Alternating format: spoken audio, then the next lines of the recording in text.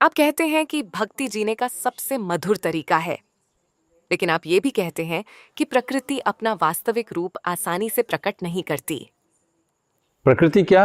ये आसानी से अपने रूप को प्रकट नहीं करती। सत्य को समझने के लिए हृदय विदारक साधना करनी होती है। तो मेरा प्रश्न ये है कि क्या भक्ति पर्याप्त है?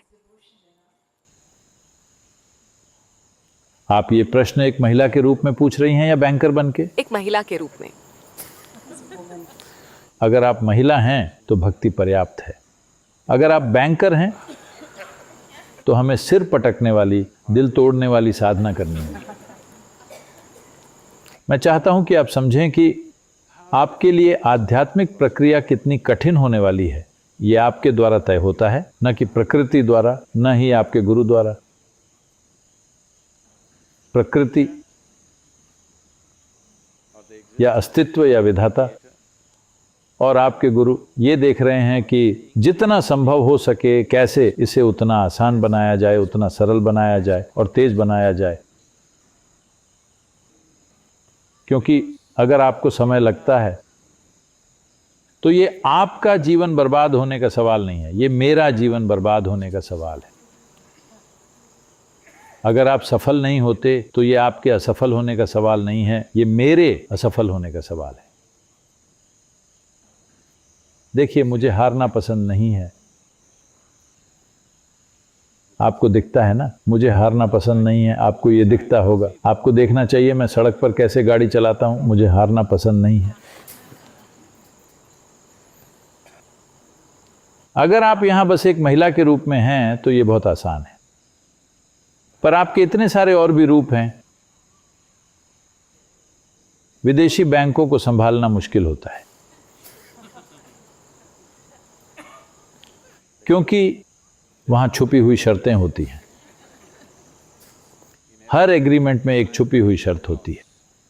वो इतनी छोटी छोटी लिखी होती हैं कि उन्हें पढ़ने में जिंदगी निकल जाए। इसीलिए ज्यादातर लोग बिना पढ़े ही साइन कर देते हैं। तो उन सब छुपी हुई शर्तों को हटा दें, बस यहां एक महिला के रूप में रहें। यह बहुत आसान है। अगर आप यहां सिर्फ एक पुरुष या एक महिला के रूप में हैं तो बस इतना चाहिए। इतनी सारी बातों और फालतू के नाटक दिखावे की जरूरत नहीं है। अगर मैं बस इतना करूं तो आपके लिए यह हो जाना चाहिए। तो भक्ति बुद्धि का एक दूसरा आयाम है जो दुर्भाग्य से आज दुनिया में खत्म होता जा रहा है। वो जो छोटा लड़का वायलिन बजा रहा है वो सिर्फ 16 साल का है। वो अपने पिता की प्रतिभा से ज्यादा पीछे नहीं है, लगभग वहां पहुंच चुका है। बहुत जल्द ही वो अपने पिता की बराबरी पे आने वाला है। उसने ये ट्रेनिंग से नहीं सीखा है, बल्कि उसने ये सच्ची भक्ति से हासिल किया है। आपने देखा है वो कैसे बैठता है। देखिएगा वो अपने पिता के पास कैसे बैठता है, कितने प्यार और श्रद्धा के साथ। उसकी आंखों में देखें कैसे वो अपने पिता को देखता है, कितने प्रेम और भक्ति भाव से। इस भाव में सीखना एक बिल्कुल अलग तरीके से होता है। एक बहुत ही एक अद्भुत संत हुआ करते थे आंध्र प्रदेश में। शायद ही कोई ऐसा घर होगा जहां उनके बारे में एक छोटी सी किताब ना हो। उनका नाम वेमन्ना था। उनका नाम कुछ और था, लेकिन लोग उन्हें वेमन्ना कहते थे, तो उनका नाम वेमन्ना हो गया। तो वो अपने गुरु के साथ थे और ये बालक थोड़ा मंद बुद्धि था, दिमागी तौर पे थोड़ा मंद, बहुत सीधा साधा, कुछ भी ठीक से नहीं समझ पाता था। मेरे पास भी ऐसे बहुत सारे हैं और वो बेहतरीन काम कर रहे हैं। वो कुछ भी करके दिखा सकते हैं। स्मार्ट लोग जो खुद को दिमागी तौर पर बहुत स्मार्ट समझते हैं, ईर्ष्या में वो ही उलझे हुए हैं। सीधे साधे अद्भुत काम कर रहे हैं। कोई और सोच सकता है कि वो कुछ नहीं है, लेकिन वो जिस तरह का परिणाम दे रहे हैं वो शानदार है। तो ये सीधा साधा था। हर कोई उसका मजाक उड़ाया करता था। एक दिन लेकिन गुरु उसे दया भाव से देखते थे, क्योंकि ये बाकी लोगों की तरह स्मार्ट नहीं था। तो एक दिन गुरु को एक खास कार्यक्रम में जाना था, तो वो नदी में नहाने के लिए गए और अपने कपड़े देते हुए बोले, इन्हें हाथ में पकड़कर खड़े रहना, नीचे मत रखना, क्योंकि जमीन गीली है तो कपड़े गंदे हो जाएंगे, नीचे मत रखना, बस तुम पकड़े रहो।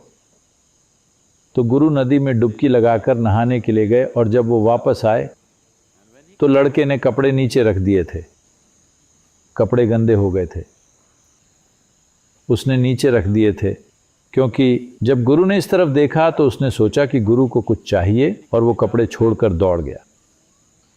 वो बहुत साधारण था, एक बार में एक ही काम, एक समय पर दो काम नहीं कर सकता था, क्योंकि यहां पर दो चीजें थीं, कपड़े और गुरु, दो उसके लिए जटिल थीं। तो गुरु ने ये देखा, अब उन्हें कहीं जाना था और उनके कपड़े गंदे हो चुके थे। उन्होंने उसे बार बार समझाया था कि नीचे मत रखना, नीचे मत रखना, और फिर भी उसने नीचे रख दिए।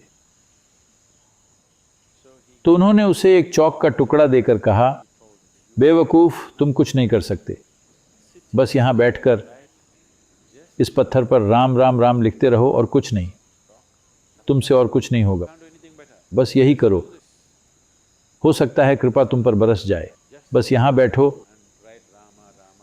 और एक ही जगह पर बार बार राम राम राम लिखते रहो।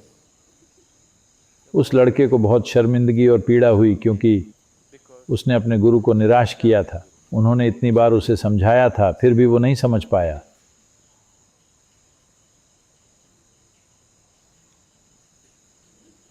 तो उसने लिखना शुरू कर दिया। गुरु जल्दी में वहां से चले गए। पूरे दिन किसी कार्यक्रम में व्यस्त रहे, और जब शाम को लौटे तो सबसे पहले उन्होंने उस लड़के के बारे में पूछा, वो कहाँ है, क्योंकि उससे कुछ ज़्यादा ही सख्ती से बात करके उन्हें बुरा लग रहा था, लेकिन लड़का कहीं नज़र नहीं आ रहा था। गुरु बोले, अरे मैंने उसे राम लिखने को कहा था और अगला निर्देश देना भूल गया, शायद वो अब भी वहीं हो। और वो देखने गए। लड़का अब भी राम लिख रहा था। उसकी चौक तो बहुत पहले घिस चुकी थी, उसकी उंगली और अंगूठा यहाँ तक घिस चुके थे, लेकिन वो अब भी लिख रहा था, राम राम राम राम। गुरु ने उसे गले से लगा लिया, और इस लड़के ने, मुझे नहीं पता कितनी, जो इस विषय में जानकार हो बता सकता है, वेमन्ना ने सैकड़ों अद्भुत कविताएं लिखी। ये कविताएं आज भी, सैकड़ों सालों के बाद भी, आज भी कोई ऐसा तेलुगु भाषी घर नहीं होगा जहां वेमन्ना की कविताओं की कोई किताब न हो। लगभग हर घर में आपको ये मिलेगी।